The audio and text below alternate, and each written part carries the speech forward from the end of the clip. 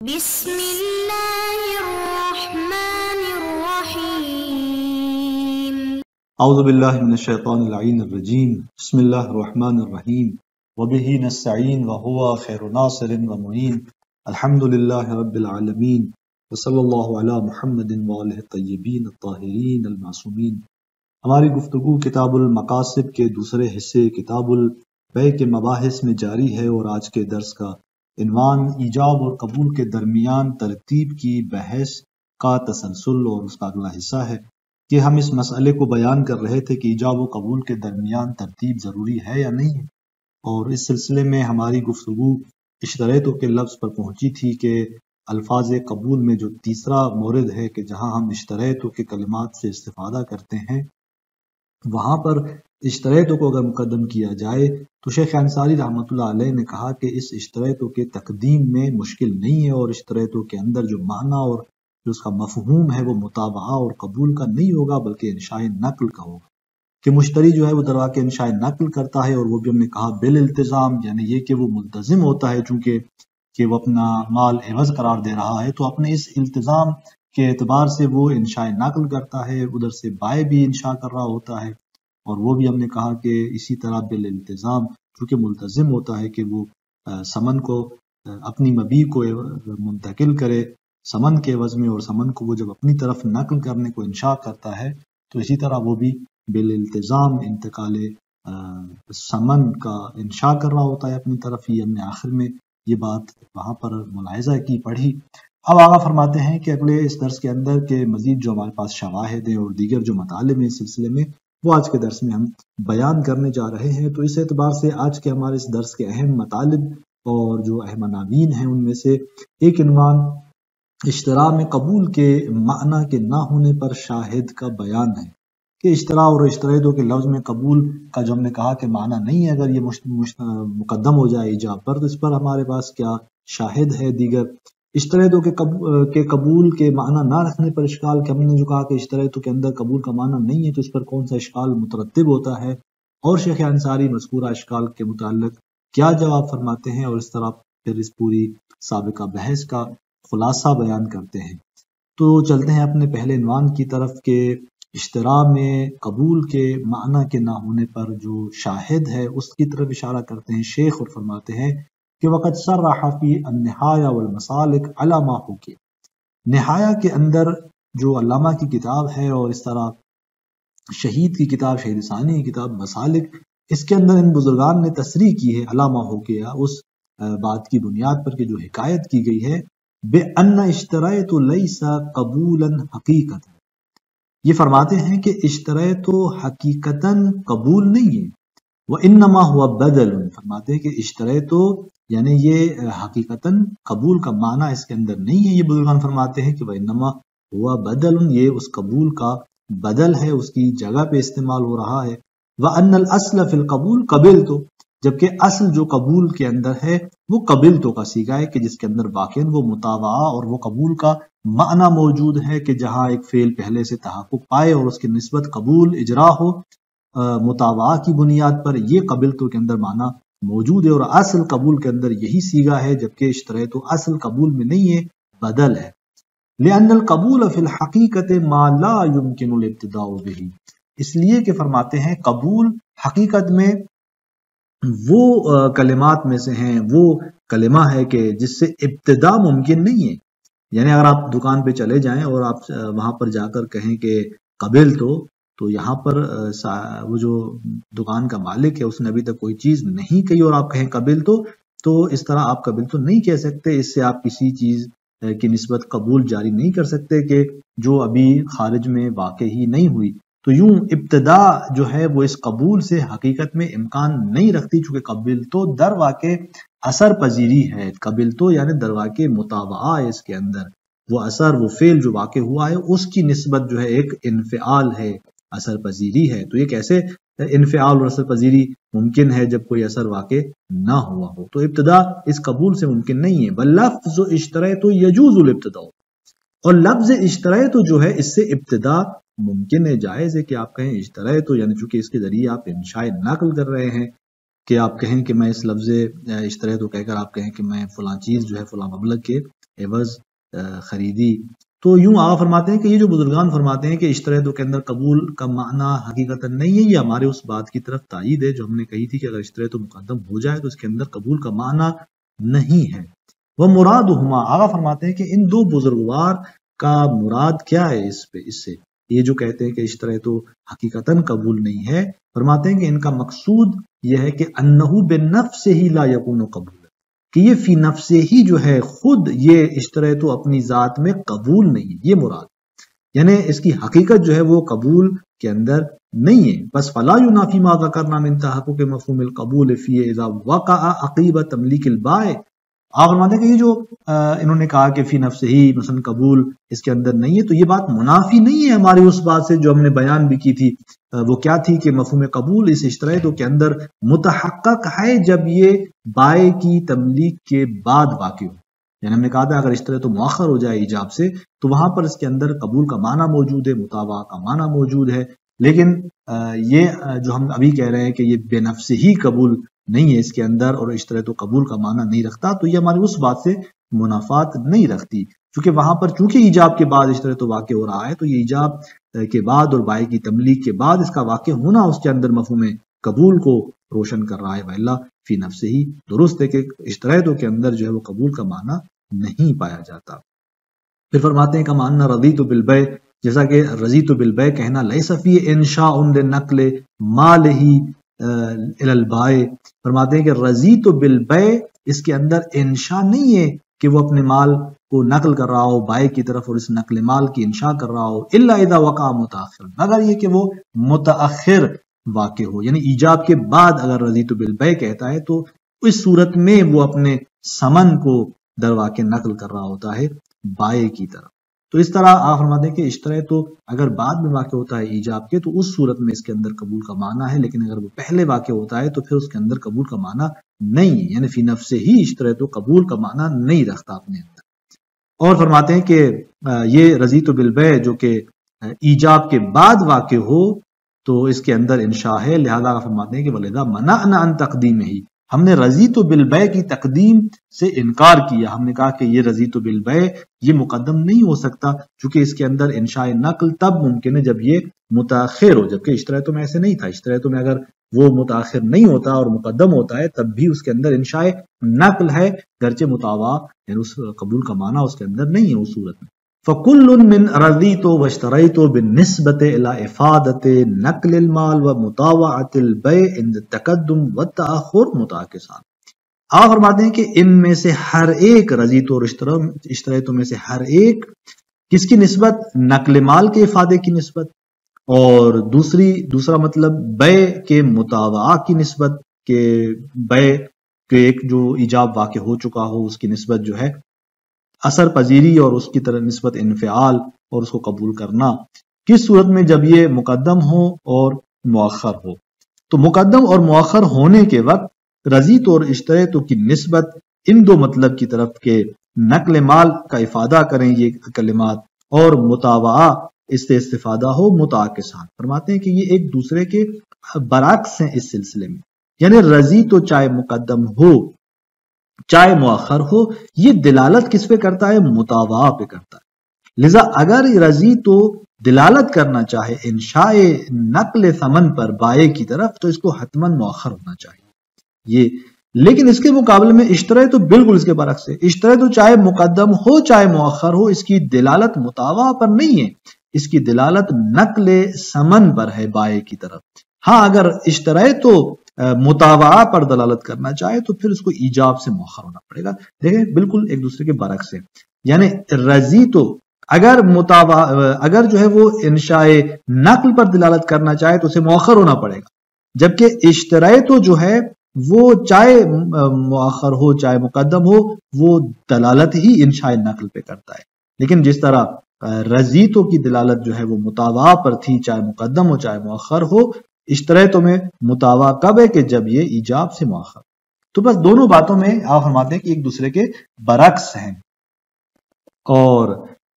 یہ برعکس یہاں اس طرح ان کا واضح ہوا کہ رضیتو چاہے مقدم ہو چاہے مؤخر ہو یہ دلالت کرتا ہے مطاوعہ پر، جبکہ اشتریتو چاہے مقدم ہو چاہے مؤخر ہو دلالت کرتا ہے یہ کلمہ انشاء نقل پر. تو اس طرح جو ہے وہ یہ معیدات اپنے لیے اور شواہد لے آئے کہ اشتریتو جو ہے اس کے اندر فی نفس ہی قبول کا معنی موجود نہیں ہے۔ اس کے بعد ایک اشکال جو مترتب ہوتا ہے شیخ انصاری اس کو بیان کرتے ہیں اور پھر جواب دیتے ہیں کہ فَإِن قُلْتَ، اگر آپ یہ کہتے ہیں کہ ان الاجماع علی اعتبار القبول فی العقد یوجب تاخیر قولہ، کہ اجماع ہمارے پاس قائم ہے اس بات پر کہ قبول عقد کے اندر معتبر ہے، یہ جو عقد کے اندر قبول معتبر ہے اس پر اجماع قائم ہے، یہ اجماع یوجب موجب بنتا ہے کہ تاخیر قولہ اشتریتو حتی یقع قبولا، موجب بنتا ہے کہ اشتریتو کا یہ کلمہ، یہ اس کا قول مؤخر ہونا چاہیے ایجاب سے تاکہ یہ قبول واقع ہو، کیونکہ ایک طرف سے اجماع قائم ہے کہ عقد بغیر قبول کے ممکن نہیں ہے، قبول حتمن ہونا چاہیے۔ اور آپ نے خود کہا کہ اشتریتو کے اندر قبول کا معنی مطابقہ کا معنی کب آتا ہے کہ جب یہ مؤخر ہو، تو یہاں پر اس اجماع کو دیکھتے ہوئے کہ ہمیں قبول کو عقد کے اندر حاصل کرنا چاہیے، ضروری ہے کہ آپ اشتریتو کو مؤخر کریں تاکہ اشتریتو سے وہ قبول کا معنی سمجھ میں آئے اور سامنے آئے، وإلا اگر اشتریتو مقدم ہوگا ایجاب پر تو اس سے تو قبول کا معنی حاصل نہیں ہوگا، جب قبول کا معنی حاصل نہیں ہوگا تو پھر اجماع پر عمل نہیں ہوگا۔ فرماتے ہیں کہ کیوں یہ ہم اس طرح بات کر رہے ہیں کہ حتماً مؤخر ہو لینا انشاء مالکیت ہی لما للغیر، اس لیے کہ مشتری کا دوسرے کی مال کی نسبت اپنی مالکیت کو انشاء کرنا، اذا وقع عقیب تملیک الغیر لہو، کب جب یہ واقع ہو یعنی دوسرے اس بائع کی تملیک کے بعد لہو اس مشتری کے لیے، یعنی مشتری جو انشاء مالکیت کر رہا ہے دوسرے کے مال کو، یہ انشاء اذا وقع عقیب تملیک الغیر، کب جب وہ دوسرا بائع جو ہے وہ مشتری کو مالک بنائے، اس کے بعد اگر یہ انشاء واقع ہوتی ہے تو یتحقق فی معنی الانتقال و قبول الاثر، اسی صورت میں ہی اس مشتری کی انشاء مالکیت میں انتقال اور قبول اثر کا معنی پایا جاتا ہے، اسی صورت میں ہی جو ہے ہم کہیں گے کہ وہ مشتری درواقع قبول کر رہا ہے اس اثر کو جو بائع کی جانب سے وجود میں آیا ہے، نتیجے میں فَيَكُونُ اشْتَرَيْتُ مُتَأَخِّرًا، اس صورت میں اشتریتو متاخر ہوگا، التزاماً بالاثر، ملتزم ہوتے ہوئے بالاثر اس اثر کی نسبت عقیب انشاء تاثیر من البائع، اس تاثیر کے انشاء کے بعد جو بائع سے ہوئی ہے، بائع نے جیسے ہی انشاء نقل کیا یعنی تاثیر وہاں سے شروع ہوئی بائع کی جانب سے پہلے، اس کے بعد یہ مشتری جو ہے اشتریتو کہتا ہے تو یہ ملتزم ہوتا ہے اسی اثر کا، یہ قبول کرتا ہے اسی اثر کو۔ تو اس طرح ایک طرف سے اجماع قائم ہے کہ قبول ہونا چاہیے، اور ہم دیکھ رہے ہیں کہ اشتریتو کے اندر قبول کا معنی تب ہوگا جب یہ اسی بائع کے انشاء کے بعد اگر یہ مشتری اشتریتو کہے گا تو اس صورت میں قبول ہوگا، تو اس سے یہ بات روشن ہو جاتی ہے کہ حتماً اشتریتو کے لفظ کو بعد میں ہونا چاہیے ایجاب کے۔ تو یہ لوگ اس طرح شیخ انصاری پہ اشکال کرتے ہیں اور فرماتے ہیں کہ وہ جو شیخ انصاری نے سابقہ بات کی تھی بخلاف ما لو تقدم، یہ مطلب اس کے برخلاف ہے، یعنی یہ جو کہہ رہے ہیں کہ اشتریتو مؤخر ہو اس ایجاب سے تاکہ قبول اس کے اندر تحقق پائے تاکہ اجماع پر عمل ہو،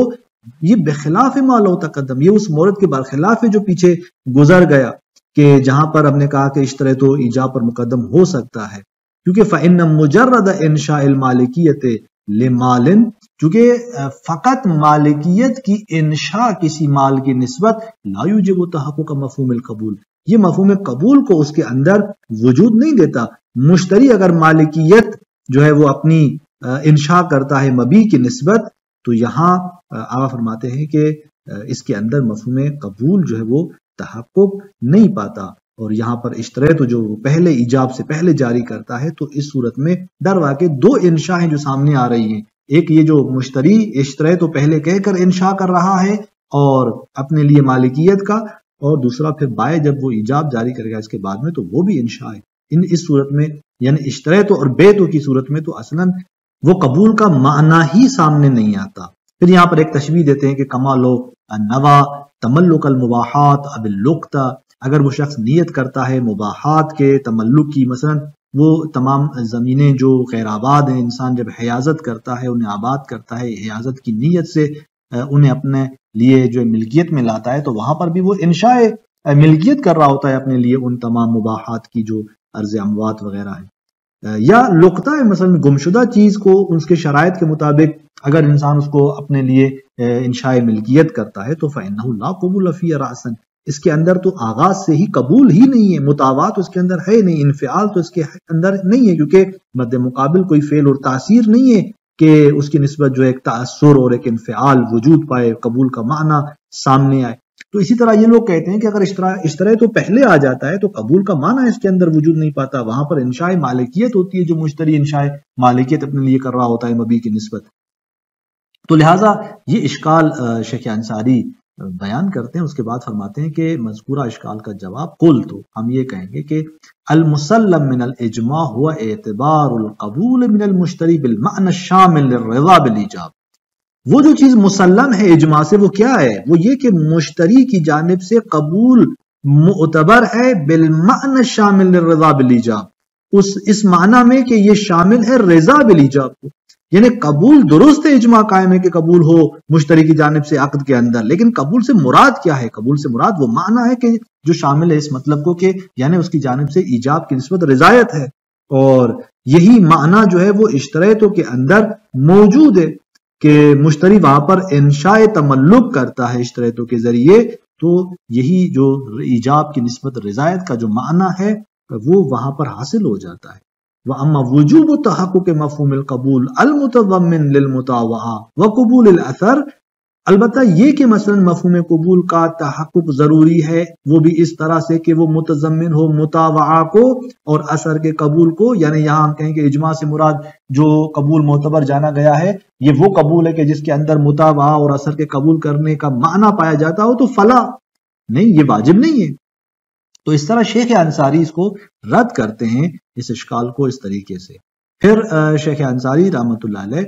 فرماتے ہیں کہ فقط تبین من جمیع ذالک، گزشتہ ان بیانات سے جو ہم نے بحث کی یہ بات روشن ہو جاتی ہے کہ ان انشاء القبول لابد ان یکون جامعا لتضمن انشاء النقل وللرضا بانشاء البائع تقدم او تاخر، کہ قبول کا جو انشاء ہے ضروری ہے کہ وہ جامع ہو اور متضمن ہو انشاء نقل کو اور اسی طرح انشاء بائع کی نسبت رضایت کو، تقدم او تاخر، پھر چاہے وہ جو انشاء قبول ہے پہلے واقع ہو یا بعد میں واقع ہو فرق نہیں کرتا۔ ولا یعتبر انشاء انفعال نقل البائع، اور اسی طرح مشتری کے لیے یہ معتبر نہیں ہے کہ نقل بائع کی نسبت انفعال کا انشاء کرے، یعنی وہ اثر پذیری کے بائع پہلے ایک نقل انشاء کرے اور پھر مشتری مثلا اس کی نسبت کو مطابعہ کی بنیاد پر قبول اثر کرے، یہ مشتری کے لیے ضروری نہیں ہے۔ فقط تحصل مما ذکرنا، اور اسی طرح گزشتہ ان بیانات سے جو خلاصہ سامنے آتا ہے، جو چیز حاصل ہوتی ہے وہ یہ کہ صحت تقدیم القبول اذا کان بلفظ اشتریت وفاقا لمن عرف، بس نتیجہ لیتے ہیں شیخ انصاری کہ صحیح قبول کا مقدم ہونا جب یہ لفظ اشتریتوں سے ادا ہو، اتفاق کرتے ہوئے ان بزرگان کے کہ عرفتہ جن کو آپ نے جانا، شیخ طوسی اور دیگر بزرگان نے جو پیچھے اس مطلب کو بیان کیا تھا ان کی اتفاق کرتے ہوئے، بلکہ آگے فرماتے ہیں کہ بل ہوا ظاہر اطلاق شیخ فی الخلاف، بلکہ وہ بزرگان جنہوں نے اشہر کہہ کے کہا تھا کہ ترتیب ضروری ہے، ان میں سے بھی بزرگان ہیں جو اس اشتریتوں کے مقدم ہونے کی حوالے سے صحیح جانتے ہیں۔ وہ کیسے؟ فرماتے ہیں کہ یہی اشتریتوں کا پہلے ہونا اور اس کا صحیح قرار پانا یہ جو ہے ظاہر ہے شیخ طوسی کے اطلاق سے جو کہ خلاف کے اندر ہے، حیث انہ لم یتعرض، چونکہ شیخ طوسی علیہ الرحمہ اسی خلاف کتاب کے اندر متعرض نہیں ہوئے مگر الا للمنع عن الانعقاد بالاستیجاب والیجاب، فقط انہوں نے منع کیا مگر یہ کہ وہ ممنوع کرتے ہیں انعقاد بیع کو استیجاب اور ایجاب سے، یعنی آپ طلب ایجاب کریں، امر جاری کریں تو اس طرح اس کے بعد ایجاب جاری ہو، اس مورد کو وہ ممنوع قرار دیتے ہیں، اس کے بعد وہ باقی موارد کی طرف اشارہ نہیں کرتے کوئی اور مورد ممنوع ہو، یعنی اسی طرح ان کی یہ اطلاق جو ہے کہ فقط ایک مورد کو ممنوع جانا، ان کا یہ اطلاق آپ فرماتے ہیں کہ ہمارے اس بات کو شامل ہے کہ جہاں اشتریت مقدم ہو جائے ایجاب پر، اس کو شامل ہے کہ یعنی وہاں پر وہ بیع حاصل ہوگی، بیع درست ہے، صحیح ہے، تو بس یہ اشتریتوں کا مقدم ہو کر صحیح واقع ہونا یہ ظاہر ہے اسی شیخ طوسی علیہ الرحمہ کے اطلاق سے، اور یہ اطلاق جو ہے وہ اس کو شامل ہو جاتا ہے۔ تو اس طرح یہاں پر یہ بحث ہماری تمام ہوتی ہے، اور شیخ انصاری رحمۃ اللہ علیہ جو نظر اتخاذ کرتے ہیں وہ یہی کہ اشتریتوں کا مقدم ہونا ایجاب پر یہ مشکل نہیں رکھتا۔ والسلام علیکم ورحمۃ اللہ وبرکاتہ۔